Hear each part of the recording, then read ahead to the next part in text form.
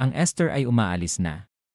Ngayong hapon, ang Tropical Depression Esther ay gumagalaw patungong Hilagaang Silangan, lumalayo na sa ating Philippine Area of Responsibility at patungo sa silangan ng Taiwan. Ngunit bago kayo mag-relax, mayroon kaming tatlong mahalagang mensahe ngayong hapon na kailangan ng bawat Pilipino na marinig. Una, ang Batanes ay nasa ilalim pa rin ng wind signal numero 1. Ikalawa, ang southwest monsoon ay nagdadala pa rin ng malakas na hangin sa Ilocos Region, Cordillera, at Cagayan Valley. At ikatlo, ang mga raw seas na umabot sa 3.5 metro ay nagbabanta pa rin sa maraming baybayin ng Luzon ngayong gabi. Magandang hapon mga kababayan. Ito ang Tropical Cyclone Bulletin numero 3 para sa Tropical Depression Esther, inilabas ng Pag-asa ngayong alas 5 ng hapon nitong Biyernes, ika-5 ng Hunyo 2026. Ang bulletin na ito ay may bisa para sa broadcast hanggang sa susunod na bulletin ngayong alas 11 ng gabi. At ngayong hapon, mayroon kaming komprehensibong ulat ng isang bagyo na umaalis na sa ating bansa, ngunit nag-iwan pa rin ng mga weather hazards sa ilang bahagi ng ating arkipelago. Simulan natin sa pinakabagong lokasyon at status ng Tropical Depression Esther. Simula alas 4 ng hapon ngayong araw, ang sentro ng Tropical Depression Esther ay tinatantya ng Pag-asa sa 250 kilometro sa hilaga ng Itbayat, Batanes, nakalagay sa 23.0 degrees hilaga, 121.4 degrees silangan. Ang bagyo ay gumagalaw patungong Hilagaang Silangan sa bilis na 15 kilometro bawat oras, na may pinakamataas na tuloy-tuloy na hangin na 45 kilometro bawat oras malapit sa sentro at mga gust na umabot sa 55 kilometro bawat oras. Ang sentral na presyon nito ay 1,002 pa. Ang malakas na hangin ay umaabot ng hanggang 280 kilometro mula sa sentro ng bagyo. Pag-usapan natin ang wind signal na kasalukuyang naka-hoist sa ating bansa ngayong hapon. Ang Pag-asa ay kasalukuyang nag-hoist ng Tropical Cyclone Wind Signal numero 1 sa Batanes. Ang wind signal numero 1 ay nagbababala sa publiko ng malakas na hangin na may bilis na 39 hanggang 61 kilometro bawat oras. Ang warning lead time ay 36 oras, at ang potensyal na epekto ng mga hangin ay minimal hanggang menor na banta sa buhay at ari-arian. Para sa lahat ng mga residente ng Batanes, ang mensahe ngayong hapon ay malinaw. Ang wind signal numero 1 ay naka-hoist sa inyong lalawigan, nangangahulugang ang malakas na hangin ay inaasahan sa inyong lugar. Manatiling loob ng inyong mga tahanan. Umiwas sa paglabas sa labas lalo na sa mga coastal at upland areas. Tiyakin na ang lahat ng mga bagay sa labas ng inyong tahanan ay nakasecure. At regular na suriin ang mga opisyal na advisory ng Pag-asa para sa pinakabagong impormasyon. Para sa track at intensity outlook ng Tropical Depression Esther, ayon sa Pag-asa, ang Esther ay inaasahang magpapatuloy sa kanyang Hilagaang Silangang kilusan ngayong hapon.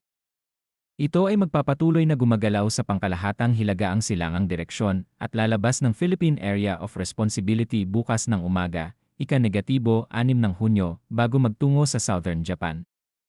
Pagkatapos nito, ang Esther ay maaaring mapanatili ang kanyang lakas pagkatapos dumaan sa Taiwan.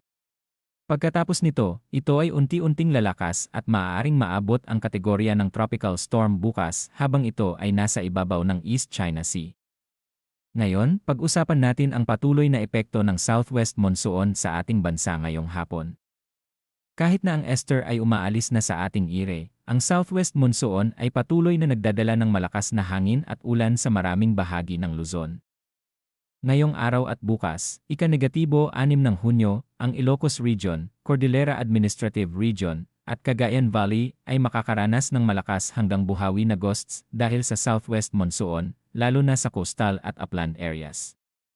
Para sa lahat ng mga residente ng Ilocos Region, Cordillera, at Cagayan Valley, ang mensahe ngayong hapon ay malinaw. Ang malakas na hangin ay inaasahan ngayong hapon at gabi at bukas pa rin. Mag-ingat sa paglabas sa labas, lalo na sa mga lugar na nakalantad sa malakas na hangin. Para sa heavy rainfall outlook ngayong hapon, ang Pag-asa ay naglabas ng Weather Advisory numero 27 para sa Keys Esther at Southwest Monsoon ngayong alas 5 ng hapon. Ang lahat ay pinapayuhang regular na suriin ang pinakabagong advisory para sa heavy rainfall outlook sa kanilang lugar. Pag-usapan natin ang kondisyon ng karagatan ngayong hapon. Ang pinakamapanganib na kondisyon ng karagatan ay nasa northern at western seaboards ng Batanes, kung saan ang mga alon ay umabot hanggang 3.5 metro. Para sa remaining seaboards ng Batanes, northern at western seaboards ng Babuyan Islands, at northern seaboard ng Ilocos Norte, ang mga alon ay umabot hanggang 3.0 metro. Ang lahat ng maliliit na sasakyang dagat, kasama ang lahat ng uri ng motorbangkas, ay pinapayuhang huwag lumabas sa dagat sa ilalim ng mga kondisyong ito, lalo na ang mga hindi sanay o hindi sapat na kagamitan ang kanilang sasakyan. Para sa moderate seas, ang remaining seaboards ng Babuyan Islands at Ilocos Norte, seaboard ng Ilocos Sur, at western seaboards ng La Union at Pangasinan ay may mga alon na umabot hanggang 2.5 metro.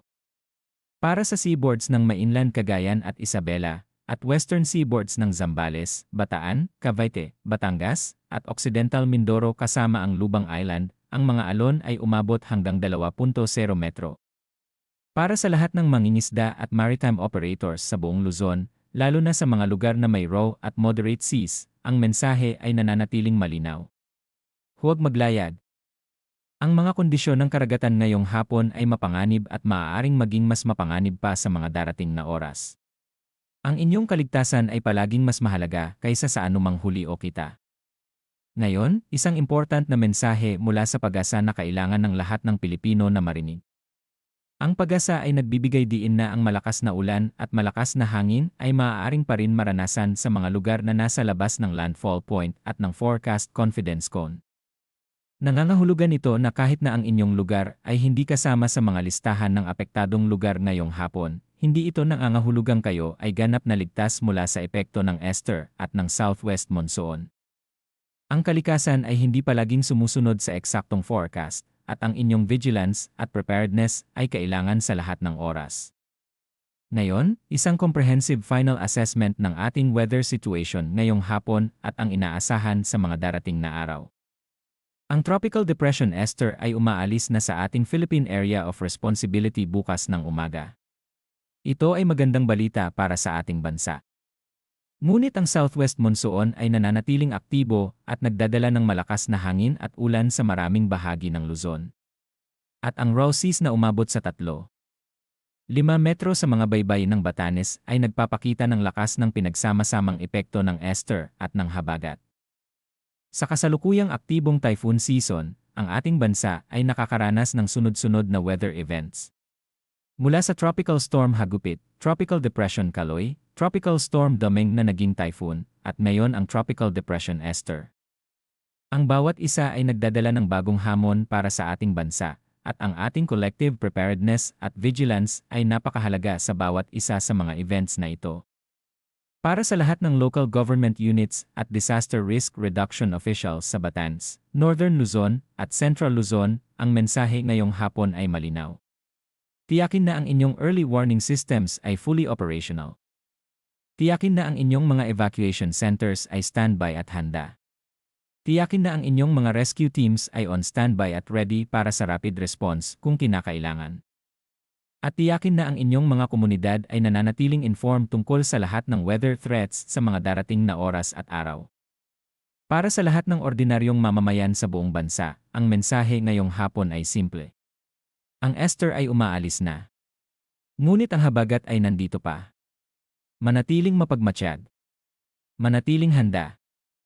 At patuloy na regular na suriin ang mga opisyal na advisory ng Pag-asa at ng inyong lokal na pamahalaan. Ang susunod na Tropical Cyclone Bulletin para sa Tropical Depression Esther ay ilalabas ngayong 11:00 ng gabi. Patuloy kaming magsusubaybay sa lahat ng weather developments at agad naming ibabahagi ang lahat ng bagong impormasyon sa inyo. Manatiling ligtas, manatiling handa, at manatiling informed mga kababayan. Ang Esther ay umaalis na. Ang habagat ay nandito pa. At ang ating bansa ay kailangang maging handa. Ito ang inyong weather team, laging nandito para sa inyo, laging nag-aalaga, at laging handa. Magandang hapon at maingat sa lahat.